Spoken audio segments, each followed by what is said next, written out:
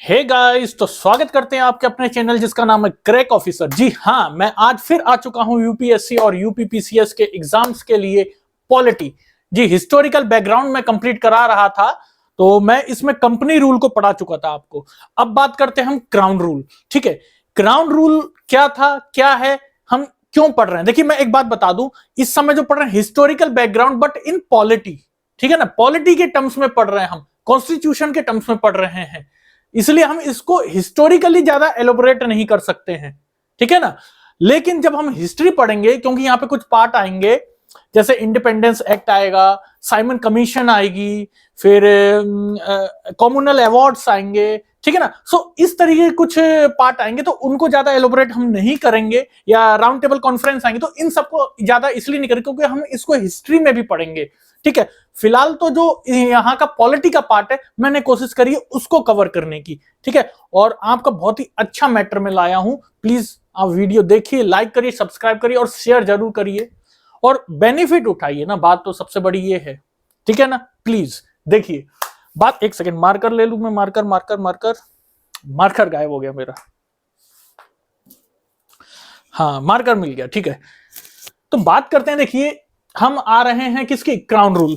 देखिए, सबको पता है कि 1857 में सिपाही मुटिनी हुई थी। ठीक है ना, क्रांति हुई थी, विद्रोह हुआ था। ठीक है, तो ये एक बहुत बड़ा कारण था क्राउन रूल आने का, क्योंकि इससे पहले क्या थी, कंपनी थी। ठीक है ना, सो बात करते हैं। देखिए, जब ये आया था, क्राउन रूल हुआ था, चालू हुआ था, ये एक्चुअली में था क्या। देखिए, एक क्या था, एक तरीके से क्या था, transfer of government territories and revenues powers to of East India Company to British Crown. British Crown means what? जो डायरेक्ट सुप्रीम अथॉरिटी थी, ब्रिटिश क्राउन, किंग, क्वीन। ठीक है, तो उनके पास सीधा सीधा अथॉरिटी आ गई, पूरी पावर की उनने ले ली अपनी ईस्ट इंडिया कंपनी से। चाहे वो रेवेन्यूज पावर हो, चाहे टेरिटरीज पावर हो, चाहे गवर्नमेंटल पॉलिटिकल पावर्स हो, मिलिट्री पावर्स हो। ठीक है, सो वो सीधे सीधे पावर ट्रांसफर हो गई क्राउन। यानी जो पहले बात हो रही थी ईस्ट इंडिया कंपनी की पावर, लेकिन नहीं, अब क्या है, एक अंडर क्राउन आ रही है पावर। और इसमें एक टर्म लिखा है मैंने, act for good government of India. इस बेसिक रूल को नाम दिया गया act for good government for India. ठीक है, एक एक ऐसा एक्ट जो इंडिया के अच्छाई के लिए, बेहतरी के लिए बनाया गया है। ठीक है, तो इसमें क्या है, कुछ इंपॉर्टेंट फीचर्स हैं, उनको पढ़ेंगे। ठीक है, पहला है, क्या लिखा है, गवर्नमेंट ऑफ इंडिया एक्ट 1858। ठीक है ना, गवर्नमेंट ऑफ इंडिया एक्ट 1858, ये एक एक्ट पास हुआ, ये एक्ट लाया गया 1858 में। इसमें क्या क्या हुआ, उसके फीचर्स देखते हैं। देखिए, इंडियन डबल गवर्नमेंट, यानी डबल गवर्नमेंट हमने पहले भी पढ़ा था, कोर्ट ऑफ डायरेक्टर्स, प्रोप्राइटर्स, फिर आया था बाद में बोर्ड ऑफ कंट्रोल्स आए थे। सो ये एक तरीके से डबल गवर्नमेंट बन गई थी इंडिया में, यहां भी चल रही थी, वहां भी चल रही थी, लेकिन मेन काम क्या ईस्ट इंडिया कंपनी का था उस समय। लेकिन अब क्या हो गया, डायरेक्ट क्राउन रूल पे आ गया बात। तो यहां पे जो ये थे डबल गवर्नमेंट का जो रूल था, वो सीधे सीधे भाई खत्म कर दिया गया। कोर्ट ऑफ डायरेक्टर और बोर्ड ऑफ कंट्रोल की पोस्ट को खत्म कर दिया गया। ठीक है ना, अब क्या हुआ, इनकी जगह अगर गवर्नर जनरल ऑफ इंडिया की जो पोस्ट थी, वो किसमें चेंज हो गई, वाइसरॉय। वाइसरॉय पहला बना लॉर्ड कैनिंग। और मैं ये बता दूं, वाइसरॉय का मतलब होता है क्या, डेलीगेट्स, यानी प्रतिनिधि, यानी किंग या क्वीन का प्रतिनिधि। ठीक है, तो वाइसरॉय की पोस्ट आ गई, पहला बना लॉर्ड कैनिंग। अब इसमें कुछ बातें और हैं, उनको देख लीजिए। इसमें कुछ चीज को इंक्लूड करा गया, जैसे सेक्रेटरी ऑफ द स्टेट, एक पोस्ट और लाई गई। देखिए, यहां पे दो पोस्ट खत्म करी गई, कोर्ट ऑफ डायरेक्टर्स और बोर्ड ऑफ कंट्रोल। ठीक है, उसके बाद एक पोस्ट लाई गई, सेक्रेटरी ऑफ स्टेट, जिसमें 15 मेंबर की काउंसिल बनाई गई, या एग्जीक्यूटिव काउंसिल, ये एडवाइजरी बॉडी थी, ये इसको एडवाइस करने के लिए बनी गई थी, ये जो 15 मेंबर की काउंसिल। ठीक है ना, ये स्टेब्लिश्ड हुई थी। तो सेक्रेटरी ऑफ स्टेट का एक यहां पे पोस्ट लाई गई थी, 15 मेंबर की council of state advisory body थी, इसको एडवाइस के लिए। एक टर्म आया होम चार्जेस। होम चार्जेस क्या था, देखिए, ये जब सेक्रेटरी बना तो उसके ऑफिस के कुछ एक्सपेंडिचर वगैरह रहे, तो उसके ऑफिस के खुद के एक्सपेंडिचर के लिए वो कहां से लेगा पैसा, इंडिया से लेकर जो भी खर्च हो रहा है उसके ऑफिस के लिए, वो इंडिया, चाहे वो फर्नीचर का खर्च हो, चाहे किसी और में खर्च हो, चाहे मिलिट्री का उसके लिए खर्च हो, चाहे उसका पर्सनल कोई खर्च हो, सो उसके लिए क्या हो रहा है, होम चार्जेस, सेक्रेटरी के ऑफिस के चार्जेस किसमें आ रहे हैं, होम चार्जेस नाम दे दिया गया। जो भी एक्सपेंडिचर हो रहा है उसके ऑफिस का, वो इंडिया से ही लिया जा रहा है पैसा। तो ये बातें तो हमारी गवर्नमेंट ऑफ इंडिया एक्ट में थी 1858 में। अब बात करते हैं, देखिए एक इंपॉर्टेंट बात आई, मैंने आपको पहले ही बताया 1857 में रिवॉल्ट हो गया, द ग्रेट रिवॉल्ट, है ना। तो उस रिवॉल्ट के बाद में क्या हुआ, ब्रिटिशर्स को या जो अंग्रेज थे उनको ये लगा कि अब क्या है, सीधे सीधे इंडियंस को भी भागीदारी देनी चाहिए इनके किसमें, लेजिस्लेचर में, ठीक है, इलेक्शन में। लेकिन इलेक्शन वर्ड का अभी मैं बता रहा हूं यूज नहीं हुआ, वो बाद में हुआ, लेकिन क्या वो प्रोसेस तो वही थी। एडमिनिस्ट्रेशन में किसको सहभागिता देनी चाहिए, भाई अंग्रेजों ने सोचा अब इंडियंस को भी इसमें पार्ट देना चाहिए, क्योंकि अगर नहीं दिया था उस समय से क्या था, अंग्रेजों ने कभी नहीं दिया था क्योंकि ईस्ट इंडिया कंपनी के अंडर था। सो उस समय क्या उन्हें लगा कहीं ना कहीं ये बहुत बड़ा कारण है रिवॉल्ट होने का 1857 का, इसलिए नए नए एक्ट बनाए गए। जैसे कि एक एक्ट आया इंडियन काउंसिल एक्ट, इस बात को ध्यान में रखते हुए, क्या 1861 का ध्यान करेंगे, 1861 का एक important landmark in constitution political history of India. इसको इसलिए कहा जाता है क्योंकि ये उस चीज को सोच के, किस चीज को सोच के कि 1857 का रिवॉल्ट हुआ, ये एक महत्वपूर्ण कारण है कि एक इंपॉर्टेंट बात थी किसमें, इंडिया को एडमिनिस्ट्रेशन में पार्ट लेना, पार्ट दिलाना, ठीक है ना, हिस्सा दिलाना, ये इसका मेन एक जजमेंट था। सो इसलिए क्या कहते हैं इसको, important landmark in constitution political history of India. इसमें कुछ इंपॉर्टेंट फीचर्स हैं, हम उसको देख लेते हैं। पहला क्या है, वन लॉ मेंबर इंक्लूडेड। देखिए हालांकि मेंबर्स तो पहले से इंक्लूड हो रहे थे, लेकिन इस जो नई काउंसिल बनी, एग्जीक्यूटिव काउंसिल बनी, उसमें क्या था 5+1। देखिए हमेशा क्या हो रहा है, मेंबर इंक्लूड हो जा रहे थे, बढ़ते जा रही थी काउंसिल। तो पहले इसमें क्या वाइसरॉय एक रहेगा और 5, यानी 6 मेंबर काउंसिल बन गई थी इसमें, इंडियन काउंसिल एक्ट की बात करूं अगर वाइसरॉय के। दूसरा, लेजिस्लेटिव असेंबलीज स्टार्ट हो गई थी लेजिस्लेटिव असेंबलीज बन चुकी थी, और viceroy can choose 6 to 12 members for its executive council. देखिए हालांकि मैंने कहा था 6 मेंबर की काउंसिल थी, लेकिन उसके पास क्या अधिकार था, वाइसरॉय के पास 6 से 12 मेंबर को अपनी एग्जीक्यूटिव काउंसिल में चुन सकता था, and nominate 3 non official member, और 3 नॉन ऑफिशियल मेंबर को भी उसने नॉमिनेट करा था। जैसे कि एक है यहां पे है राजा ऑफ बनारस, महाराजा ऑफ पटियाला और सर दिनकर राव पटियाला, ठीक है, और बनारस के राजा महाराजा पटियाला। तो इनको नॉमिनेट भी करा था अपनी काउंसिल में। दूसरा, viceroy can pass ordinance in case of emergency.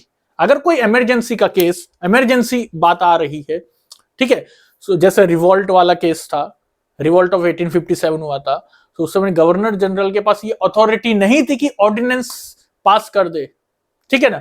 लेकिन यहां पे बात हो रही है, ऑर्डिनेंस कौन पास कर सकता है, खुद वाइसरॉय कर सकता है, उसके पास ये अथॉरिटी आ गई इन केस ऑफ इमरजेंसी, एंड ये ऑर्डिनेंस वैलिड रहेगा 6 मंथ, ठीक है ना, 6 मंथ तक वो ये वैलिड रहेगा ये ऑर्डिनेंस। सो ये रही इंडियन काउंसिल ऑफ एक्ट के बारे में बात। नेक्स्ट आते हैं हम इंडियन काउंसिल एक्ट ऑफ 1892। देखिए क्या हुआ था, जैसे मैंने बताया ना, रिवॉल्ट के बाद से अंग्रेज एकदम खुल से गए थे दिमाग से, भाई अब कैसे भी इंडिया को इसमें एडमिनिस्ट्रेशन में पार्ट दिया जाए, हिस्सा दिया जाए, जिससे उनका जो सीधे जो वो लोग का मानना यह है कि हमको क्या एक तरीके से हमारे ही देश में हमें गिराया जा रहा है। सो ऐसा वो ना सोचे, इसलिए इंडियंस के लिए, हम लोग के लिए क्या करा, ऐसे ऐसे अंग्रेजों ने एक्ट लाए गए कि हमें थोड़ा थोड़ा सा क्या हिस्सा दे दिया जाए। इसमें क्या था मैं दिखा दूं, Indian council act, Indian council act of 1892, ध्यान करना, मैं इसलिए थोड़ा सा एलोबरेट करके इसको आसानी से बता रहा हूं, बैठ जाए दिमाग में। देखिए क्या था, वाइसरॉय कैन चूज 10 से 15 मेंबर। पहले अपनी एग्जीक्यूटिव काउंसिल में 6 से 12 चुन सकता था, अब क्या 10 से 15 मेंबर को चुन सकता है। ठीक है, पावर टू डिस्कस बजट। देखिए पहले क्या था, बजट डिस्कशन का भी इनके पास अथॉरिटी नहीं थी, क्योंकि कोर्ट ऑफ डायरेक्टर्स थे, बोर्ड ऑफ कंट्रोल्स थे। ठीक है, तो इनके पास अथॉरिटी थी। तो यहां पे क्या बात हो गई, अब क्या है इनके पास, किसके पास, इस एक्ट में वाइसरॉय के पास भी पावर आ गई कि वो बजट को डिस्कस कर सके। इलेक्शन सिस्टम स्टार्ट हो गया, और मैंने बताया ना इलेक्शन सिस्टम तो स्टार्ट हो गया, बट इलेक्शन वर्ड का यूज नहीं हुआ। तो ध्यान रखना, यूपीएससी से रिलेटेड क्वेश्चन आया हुआ है, नेम द एक्ट ऐसे करके, कि कौन सी एक्ट में कि इसका क्या बोलते हैं आपका इलेक्शन वर्ड का यूज नहीं हुआ है। इलेक्शन तो चालू हुआ है लेकिन इलेक्शन वर्ड का यूज नहीं हुआ, ऐसी कौन सी एक्ट है। सो क्राउन रूल में यही है आपकी इंडियन काउंसिल एक्ट ऑफ 1892, ध्यान रखेंगे। उसके बाद एक बात और बता दूं, प्रोविंशियल लेजिस्लेचर काउंसिल, मतलब Indian member can argue and ask. Provincial जो लेजिस्लेटिव काउंसिल चल रही थी उसमें क्या था, इंडियन जो मेंबर्स थे उनको ये राइट था कि वो आर्ग्यू कर सकते थे, पूछ सकते थे। मैं बात कर रहा हूं सिर्फ बजट के रिस्पेक्ट में, बजट के टर्म्स में वो क्वेश्चन कर सकते थे, बहस कर सकते थे। लेकिन जब बात आती थी वोट करने की, सो उनको अधिकार नहीं था, किसको, इंडियन मेंबर्स को, कि वो वोट भी कर सके। ठीक है ना, क्योंकि वोट का डिस्कस तो हो रहा है लेकिन उनको अधिकार ये नहीं था। सो ये कुछ बातें मैंने आपको बताई, ठीक है, क्राउन रूल के अंदर। अब इसमें जो नेक्स्ट आता है पार्ट उसको हम कवर करते हैं। नेक्स्ट आता है मॉर्ले मिंटो रिफॉर्म्स। ठीक है, नेक्स्ट स्लाइड में देखते हैं। हाँ, तो नेक्स्ट स्लाइड में देखते हैं मॉर्ले मिंटो रिफॉर्म्स। यहां आपको दिख रहा होगा कुछ घिचगैच लाइनिंग वूनिंग। भाई अभी मैंने पूरी वीडियो बना दी थी लेकिन फिर क्या, वो मैं अपना माइक फिर ऑन करना भूल गया। तो ये एक पता नहीं क्या है, बहुत ज्यादा समस्या हो जा रही माइक की। तो मैं बैटरी बचाने के चक्कर में बार बार ऑफ करता हूँ, वो मैं भूल जाता हूँ, फिर पूरा लेक्चर हो जाता है, चेक करता हूँ तो फिर ये दिक्कत आ जाती है। लेकिन कोई बात नहीं, मैं फिर से बनाऊंगा इसी को, बस ये लाइनिंग नहीं मिटाई, मैं समझा दूंगा। ठीक है, तो बात करते हैं मॉर्ले मिंटो रिफॉर्म्स। एक मिनट, एक बार चेक कर लूं बन रही है कि नहीं। हाँ बन रही है, ठीक है। बात करते हैं मॉर्ले मिंटो रिफॉर्म्स की, एक्ट ऑफ 1909। देखिए इससे पहले रिफॉर्म्स आए, हमने पढ़ ली, क्राउन रूल में ये भी चल रहा है। इसमें क्या हुआ था मैं बता दूं पहले। मॉर्ले क्या था, सेक्रेटरी, और ये मिंटो क्या था, वाइसरॉय। ये लंदन में बैठा करता था, और वहीं मॉन्टेगू और चेम्सफोर्ड में भी ये वाइसरॉय और ये सेक्रेटरी ऑफ द स्टेट। सो ये चीज ध्यान रखना, क्वेश्चन इसमें आ जाता है मॉर्ले मिंटो में कि कौन मॉर्ले है कौन मिंटो है, मतलब क्या है ये, वाइसरॉय कौन है इनमें से, सेक्रेटरी ऑफ द स्टेट कौन है ये। ठीक है, तो इस तरीके के क्वेश्चन आ जाते हैं। सो अब बात करते हैं Morley Minto reforms act of 1909 में क्या हुआ था। साइज ऑफ लेजिस्लेचर काउंसिल क्या हो गई थी, इंक्रीज कर गई थी। बोथ सेंट्रल और प्रोविंशियल, सेंट्रल और प्रांत की दोनों की साइज क्या कर गई थी, इंक्रीज कर गई थी। प्रोविंशियल जो लेजिस्लेटिव काउंसिल बनी थी उसकी क्या थी, पहले मेंबर्स जो थे 16 वो बढ़ के हो गए 60। 16 से मेंबर कितने हो गए, 60 हो गए। ठीक है, और इंडियन मेंबर को भी अब क्या हो गया, राइट मिल गया कि वो पब्लिक बेनिफिट्स में बातें कर सकता है, बोल कर सकता है, डिस्कस कर सकता है। क्योंकि पहले क्या था, वो डिस्कशन कर सकता था, इंडियन मेंबर्स बातें भी कर सकता था लेकिन सिर्फ बजट के मैटर पे, लेकिन उस समय भी वोट नहीं कर सकता था। अभी पहले पढ़ाया था ना मैंने, वोट नहीं कर सकता। लेकिन इसमें क्या है, पब्लिक बेनिफिट्स पे उसको राइट मिल गया। ठीक है, वो क्वेश्चन पूछ सकता है। अभी वोट के बारे में अभी भी बात नहीं करी है। इसमें क्या है, सेपरेट इलेक्टोरेट स्टार्टेड, मतलब मुस्लिम है। इसमें क्या होता है, सेपरेट इलेक्टोरेट का मतलब क्या हो गया, मुस्लिम को वोट देगा, ये था। यानी कोई मुस्लिम प्रतिनिधि अगर खड़ा हो रहा है तो उसको कौन वोट देगा, उसके इलेक्शन में वोट कौन देगा, मुस्लिम ही देगा। तो ये यहाँ पे सेपरेट इलेक्टोरेट स्टार्ट हुआ था, और फादर कहा जाने लगा, जिसको जनक कहते हैं सेपरेट इलेक्टोरेट का, लॉर्ड मिंटो को कहा जाने लगा। ठीक है, उसके बाद सत्येंद्र प्रसाद सिन्हा फर्स्ट ऐसा इंडियन था, सत्येंद्र प्रसाद सिन्हा, इसका नाम ध्यान रखें, कि फर्स्ट ऐसा इंडियन था जिसको क्या वाइसरॉय की एग्जीक्यूटिव काउंसिल में जगह मिली थी, सत्येंद्र प्रसाद सिन्हा। ठीक है, तो ये कुछ बातें थी मॉर्ले मिंटो रिफॉर्म्स में। अब बात करते हैं मॉन्टेगू चेम्सफोर्ड रिफॉर्म्स में, गवर्नमेंट ऑफ 1999 एक्ट के बारे में, गवर्नमेंट ऑफ इंडिया। इसमें क्या हुआ था, separate central and provincial subjects, तो सेंट्रल के और प्रोविंशियल के सब्जेक्ट्स थे उसको सेपरेट कर दिया गया। मतलब जैसे सेंट्रल में सब्जेक्ट्स थे उसको दो पार्टों में बांटा गया, जैसे रिजर्व्ड और ट्रांसफर्ड। रिजर्व में क्या था, मनी और रेवेन्यू से रिलेटेड, यानी पैसे की बात आई तो उसमें क्या था, गवर्नर एडमिनिस्ट्रेट कर रहा था उसको, और गवर्नर के अलावा उसकी काउंसिल के मेंबर्स कर रहे थे, लेकिन लेजिस्लेटिव काउंसिल से कोई मेंबर उसमें पार्ट नहीं कर रहा था, पार्ट नहीं ले रहा था उसके, किसमें, मनी के केस में, रेवेन्यू के केस में। ये रिजर्व्ड मैटर था, ये रिजर्व्ड सब्जेक्ट था, ठीक है। लेकिन बात करते हैं अगर ट्रांसफर्ड सब्जेक्ट्स की, तो जैसे उसमें एजुकेशन, हेल्थ, इनसे रिलेटेड बात आती है, तो इसमें तो लेजिस्लेटिव काउंसिल भी इंक्लूड कर दी थी। देखो, लेजिस्लेटिव काउंसिल, गवर्नर और उनकी एग्जीक्यूटिव काउंसिल, ये सब आ रहे थे, मतलब बातचीत भी हो रही थी इस विषय पे, ठीक है, डिस्कस भी हो रहा था, फिर वोटिंग भी हो रही थी। लेकिन जब बात आ रही थी मनी और रेवेन्यू की, तो यहां पे लेजिस्लेटिव काउंसिल के मेंबर को मौका भी नहीं दिया जा रहा था बैठने का। दूसरा, dyarchy, dual scheme of government. हाँ भाई, ड्यूअल स्कीम बन गई थी, सेंट्रल और प्रोविंशियल सब्जेक्ट्स अलग अलग बना दिए गए थे, ठीक है ना। First time direct election in country, क्या हुआ था, पहली बार डायरेक्ट इलेक्शन हुआ था कंट्री, जिसमें क्या, देखिए, प्रोविंस ये रहा, कहा गया कॉम्युनल इलेक्टोरेट फॉर सिख। पहले क्या था, मुस्लिम के लिए कॉम्युनल इलेक्टोरेट, अब क्या, सिख हुआ, एंग्लो इंडियन हुआ, क्रिश्चियन हुआ, ठीक है ना, और यूरोपियंस हुआ, सबके लिए सेपरेट इलेक्टोरेट कर दिया गया। मतलब अपने, अगर वो सिख है तो सिख की जनता उसे वोट देगी, और जितने वोट आ रहे हैं उसी अकॉर्डिंग वो जीतेगा, ठीक है। तो ये सेपरेट इलेक्टोरेट या कॉम्युनल इलेक्टोरेट जिसको कहते हैं। और फर्स्ट टाइम डायरेक्ट इलेक्शन अभी बताया मैंने, और बाइकैमरल लेजिस्लेचर, द्विसदनीय व्यवस्था, जिसमें राज्यसभा और लोकसभा थी। राज्यसभा बात करूं तो अपर हाउस, लोकसभा बात करूं तो लोअर हाउस, जिसको कहा जाता था council of state upper house and council of assemblies वो लोअर या लेजिस्लेटिव असेंबली भी कह लेते हैं। तो 60 मेंबर उसमें थे, किसमें, अपर हाउस में, और 194 मेंबर थे लोअर हाउस में, ठीक है।